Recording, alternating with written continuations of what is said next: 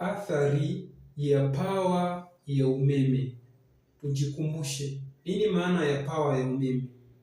Pawa ya umeme ni nguvu au uimara wa umeme. Pawa ni nguvu au uimara wa umeme. Je, hii pawa ya umeme ina athari zipi katika umeme? Au hii pawa ya umeme inaathiri vipi vitu vingine vya umeme ambavyo ni mkondo wa umeme na voltage? Umeme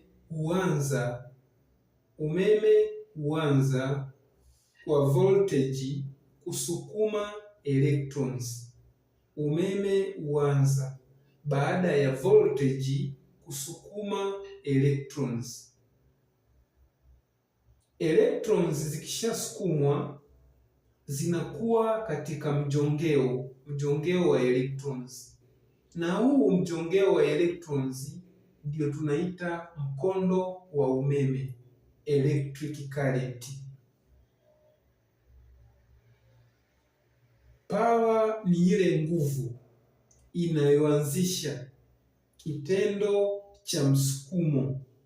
Power ni ile nguvu inayoanzisha kitendo cha msukumo. Endapo power kama power sio imara, ni dhaifu, msukumo wa umeme au voltage itakuwa dhaifu, na kadhalika mkondo wa umeme utakuwa dhaifu, kwa sababu mkondo wa umeme unatokana na msukumo wa umeme, na msukumo wa umeme hutegemea uimara wa pawa ya umeme au nguvu ya umeme. Kihisabati tunasema hii pawa ya umeme ni zao la voltage na mkondo wa umeme. Kihisabati hii pawa ya umeme ni zao la voltage na mkondo wa umeme. Yaani pawa ya umeme ni sawasawa, chukua mkondo wa umeme zidisha na voltage. Hebu tujikumbushe Ohm's law. Ohm's law inasema voltage ni sawasawa na zao la mkondo wa umeme na ukinzani, resistance. Voltage ni zao la electric current na resistance ni zao la mkondo wa umeme na nini, na ukinzani. Kwa hiyo power inaweza kuwa sawasawa na zao la mkondo wa umeme square na ukinzani. Power ni zao la mkondo wa umeme na ukinzani, resistance. Power hubadilika sambamba na mkondo wa umeme. Power hubadilika sambamba na mkondo wa umeme. Hii ina maana gani? Ni kwamba power ikiongezeka na mkondo wa umeme unaongezeka.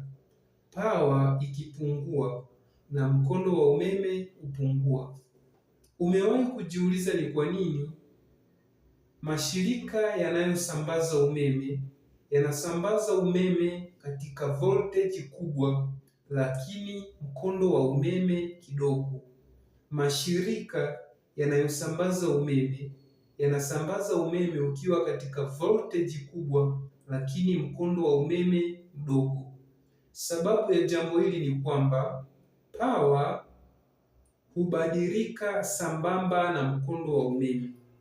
Maana yake katika usafirishaji, endapo wataruhusu mkondo wa umeme uwe mkubwa, na power itakayopotea itakuwa ni kubwa, kwa sababu umeme unaposafirishwa kutoka sehemu moja kwenda sehemu nyingine, hasa umbali mrefu, power ya umeme hupotea.